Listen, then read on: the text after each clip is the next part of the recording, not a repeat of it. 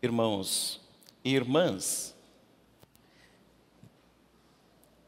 hoje as leituras que ouvimos nos dão uma oportunidade de refletir sobre o nosso conhecimento de Jesus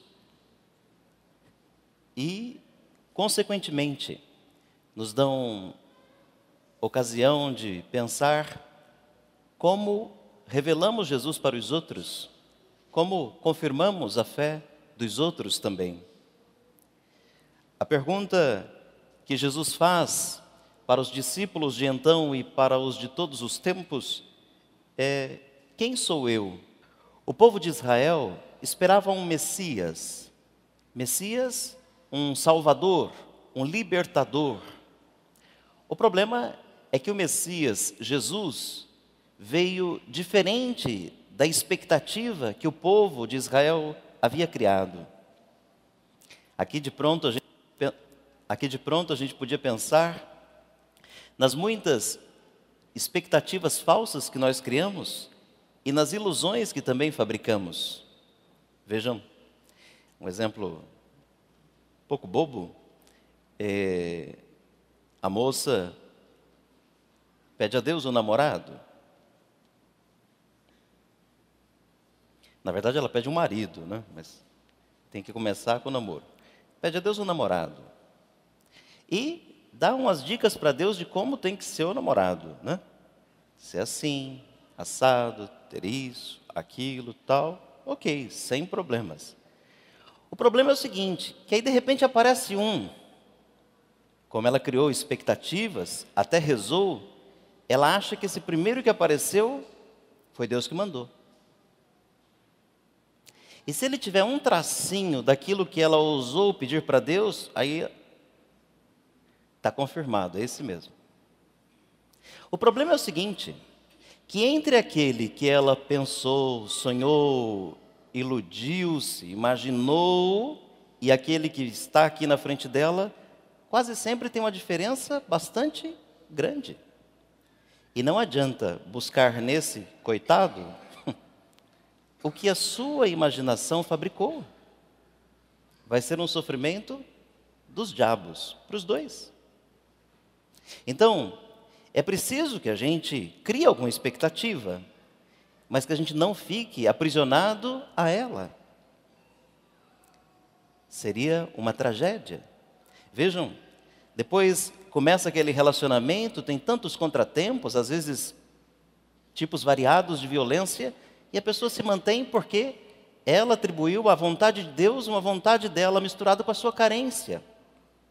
Mas o povo tinha uma ideia, esperava um Messias. E o Messias que o povo esperava era um pouco assim político, um líder, que também fosse algo assim, guerreiro até. E não foi esse que veio. Veio Jesus, que nasceu no estábulo, que de cavalaria tinha um jumentinho emprestado.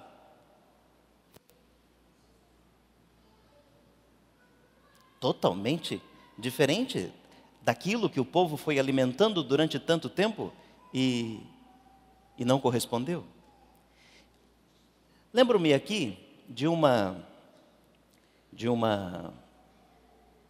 entrevista do Milor Fernandes. Já ouviram falar no Milor Fernandes? Quem não ouviu, depois pesquisa. Era um sujeito multitarefas, fazia muitas coisas. Mas o intelectual, um pouquinho, talvez em alguns momentos, mais amargo, embora fizesse também bastante humor, né? E o que aconteceu com ele nessa entrevista? Ele dizia assim que muito pouco ele gostava de ir em eventos públicos. Muito pouco, quase nada ele gostava de ir à televisão. Por quê? Ele dizia que as pessoas estavam mais à procura de uma imagem dele que elas criaram do que ele. Estavam mais à procura de uma imagem pública criada do que ele próprio. Assim, podíamos também aproveitar aqui, só de passagem, qualquer dia a gente trata um pouco melhor o assunto. Nós temos dois padres bem famosos, enfermos.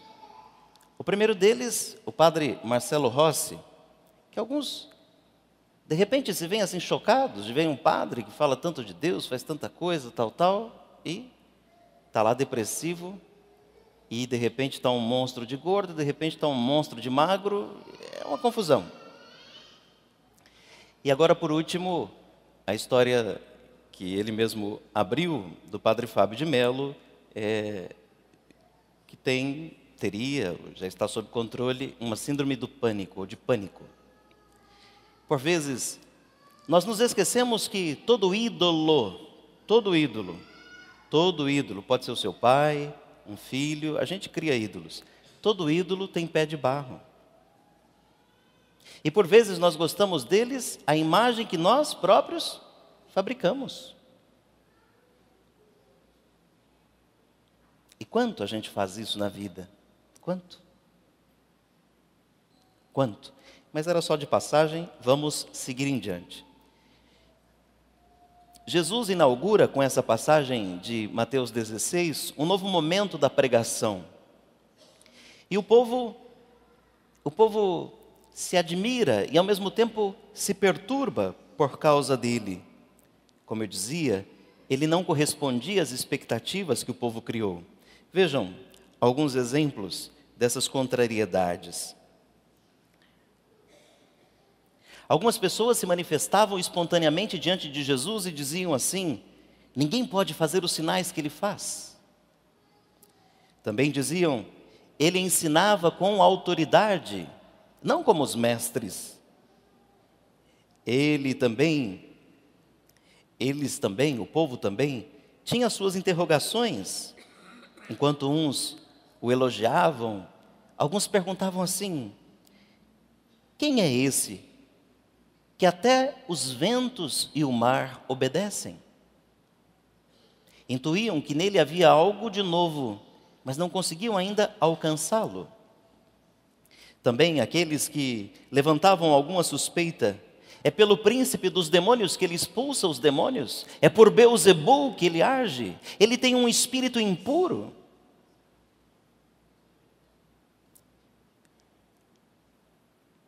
Ele está fora de si. Tudo isso está na Bíblia. Também tinham aqueles que o abandonaram, lá no capítulo 6 de São João. Dizem assim: esse discurso é muito duro para nós, quem há de suportar? E foram embora. Abandonaram. Não conseguiam compreender, não conseguiam alcançar, não conseguiam suportar a palavra do Senhor.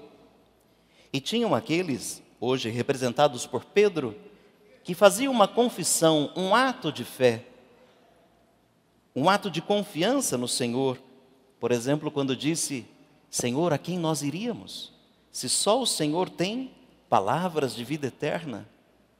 Como poderíamos abandoná-lo se só o Senhor pode nos conceder este dom? Vejam, diante de Jesus havia muitas e diferentes reações.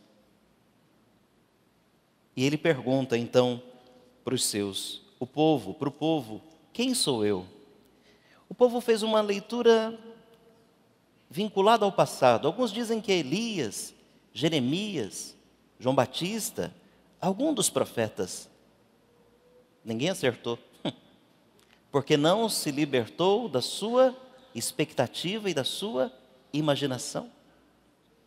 Eu me lembro, embora seja um pouco indelicado, mas eu me lembro, a primeira paróquia que eu fui morar sozinho foi a paróquia São José, lá no município, na cidade de Caiuá. E igual aqui, né? Criou a paróquia e fui eu para lá. A cidade tinha, naquele ano que cheguei, 50 anos. Então, tinha uma comunidade, tinha uma igrejinha, tinha as coisas todas, né? E o primeiro discurso meu foi assim: vocês rezaram muitos anos pedindo a Deus um padre. Veio eu. Padre. Mas não é o padre que vocês imaginaram. Porque cada um imagina um segundo o seu critério. E eu não correspondo a nenhum desses criados na imaginação das pessoas. Então, deem tempo, esse era o discurso lá. Deem tempo para que vocês me conheçam e para que eu conheça vocês, porque também pedi a Deus um povo, e Ele me deu vocês. Quando nós nos damos tempo, quando nós nos conhecemos, nós não abandonamos os que conhecemos, ainda que sejam praticantes de alguma maldade. Não. O conhecimento nos faz desejar ajudar o outro, estar com o outro, compartilhar com ele as alegrias e as tristezas da vida. Bom, Pedro reconheceu em Jesus o Messias, e Jesus confirmou essa fé de Pedro, essa afirmação de Pedro. Pedro, não foi a carne, não foi a sua inteligência que revelou isso. Como se dissesse hoje a nós, olha, não importa a universidade que você estudou, se é aquele nome famoso, badalado, se foi no exterior, não importa o seu sobrenome, aquele bonitão, importante na cidade, não é por aí que as coisas vão. Foi o Pai quem lhe revelou isso. Foi Deus quem revelou o seu mistério. Foi Deus quem concedeu a você essa graça. Dessa forma, Jesus afasta dos fariseus e dos saduceus aquela concepção de Messias diferente. Hoje eu estou com mais parênteses aqui do que texto, né? Mas vejam, Judas Iscariotes, já ouviram falar dele? Sim? Pois é. Judas foi escolhido por Jesus. Judas recebeu de Jesus o poder de expulsar os demônios, curar os enfermos, pregar a palavra, anunciar o reino. Às vezes a gente se esquece de todas essas coisas, mas ele era autorizado a tudo isso e tinha esse poder. Ele era até o chefe do dinheiro, o tesoureiro do grupo, sinal de que tinha alguma qualificação para o serviço. O que aconteceu? Judas, ele era judeu. No tempo de Jesus, como no nosso, havia muitos grupos ideológicos, partidários, como fariseus, saduceus, essênios, zelotes. E Judas era desse, do grupo dos zelotes. E o grupo dos zelotes não engolia a história de Roma ter conquistado a Palestina. E achava que tinha que se resolver isso de um modo político e na violência, como milícias. Judas seria um zelote, alguém que acreditava que as coisas se resolveriam de modo político e violento. Então, talvez, uma teoria que existe por aí, meio que para livrar a barra de Judas, né? Uma teoria teológica até que existe por aí é a seguinte: Judas teria entregue Jesus às autoridades como se fosse um blefe.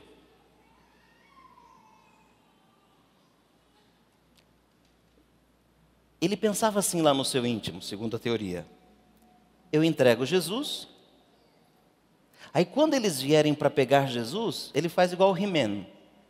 Lembra do He-Man? Na hora que a situação apertava, vinha uma música, né, parava a cena, vinha uma música, saíam uns raios, ele vestia uma sunguinha e aparecia lá cheio de músculos. E daí vencia todos os inimigos. Não era assim? Então ele, He-Man, né? Eu tenho a força. Tinha espada também que eu esqueci, né? Eu tenho a força. Ok. Ou então o super-homem, aquele carinha assim com cara meio de nerd, né? Meio não sei o que tal. Aí ele vê que tem uma situação, vai lá, se esconde um pouco, tira os óculos, aparece também com a roupa estranha, uma sunguinha vermelha por cima da calça, e vence todos os seus contendores. Ele pensava isso, que a hora que chegasse, os que vieram pegar Jesus, ele se transformaria. Viria do céu um batalhão para livrá-lo. Por quê? A hora que ele vê que de fato levaram Jesus, ele chora. Não quer nem as moedas. Vai embora para a forca.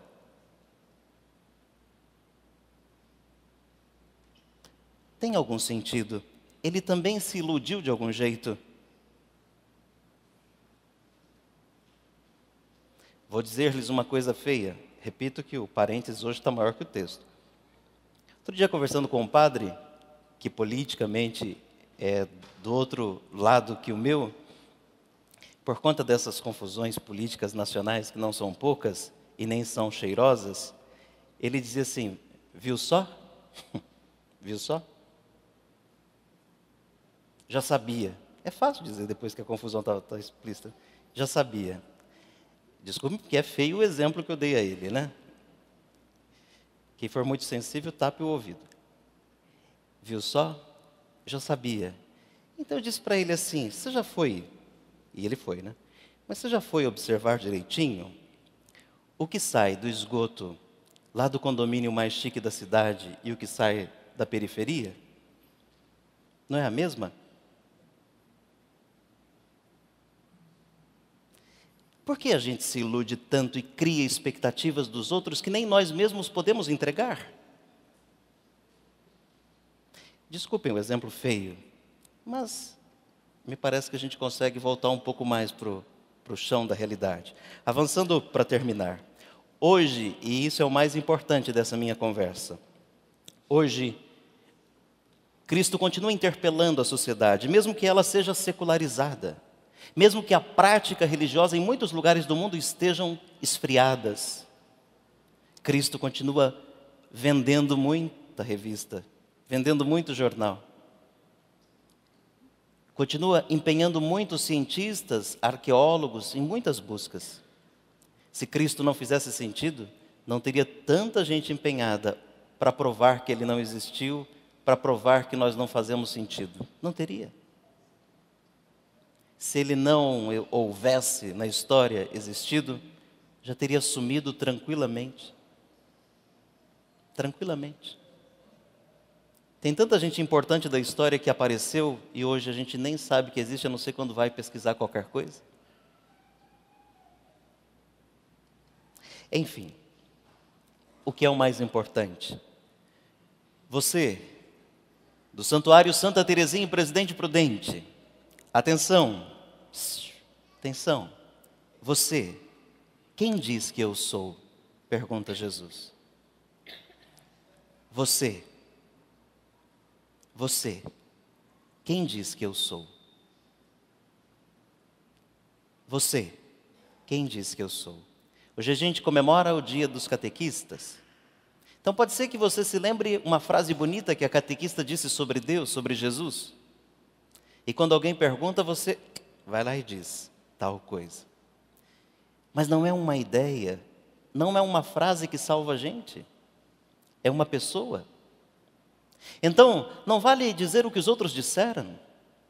É preciso que você tenha tido uma experiência pessoal com Ele, para saber quem Ele é. Então, de novo, você, aqui no Santuário Santa Teresinha, atenção, quem sou eu para você? Pergunta Jesus.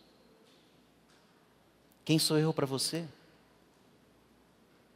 Só é capaz de responder quem fez uma experiência pessoal com o Senhor.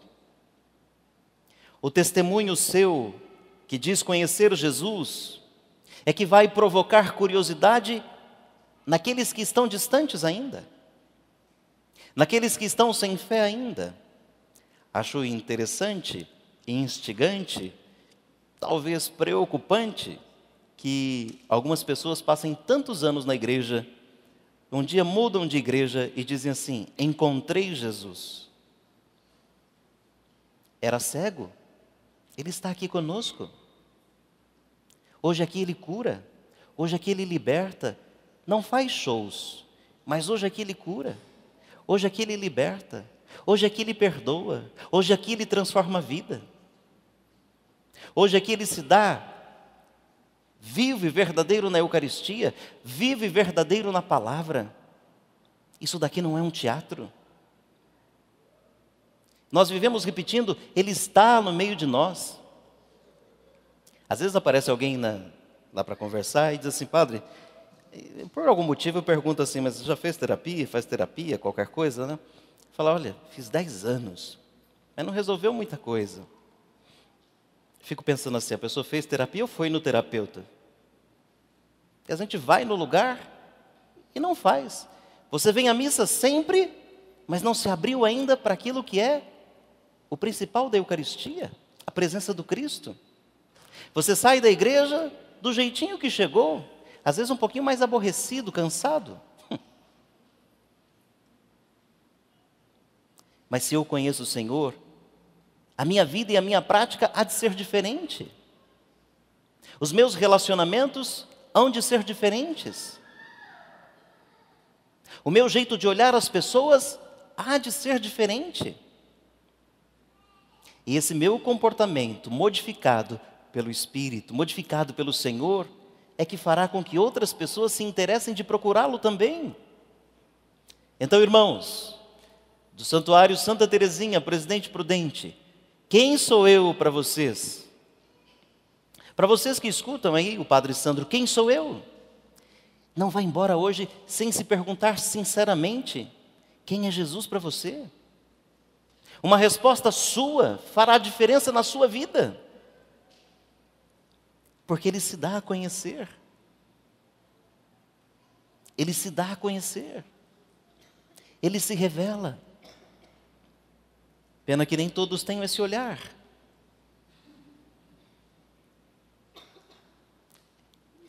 Ilustro isso com uma outra brincadeira, né? Alguém diz assim, pergunta, por que só o padre toma vinho na missa? Pergunta para o padre, né? Fala, mas eu nunca tomo vinho na missa. Fala, mas como que não? Eu tomo o sangue de Cristo. Comungo o sangue de Cristo. Porque ou eu acredito que é o sangue de Cristo, ou eu estou encenando as coisas. Vinho eu tomo fora. Até se for na sacristia, eu tomo vinho. Até se for agora que não está consagrado, eu tomo vinho. Mas na hora da comunhão, é o sangue de Cristo. O nosso olhar anda muito materializado. Nós parece que não conseguimos mais enxergar um pouquinho além da matéria. Como eu dizia outro dia, e com isso eu termino. Como eu dizia outro dia, tem aqueles que olham a beleza das árvores floridas na cidade, e até o bonito que fica do tapete, das folhas que caem, e tem outros que olham apenas o trabalho que aquilo dá para limpar, né? O lixo que produz. É uma escolha, uma escolha. E nós precisamos treinar o coração e o olhar para ansiar as coisas mais altas e reconhecer em tudo a presença de Deus. Porque, como diz aqui a segunda leitura da carta aos Romanos,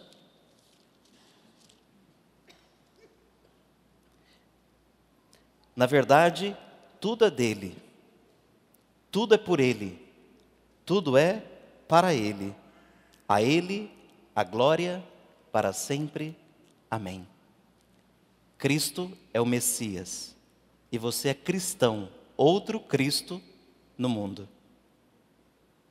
Louvado seja nosso Senhor Jesus Cristo.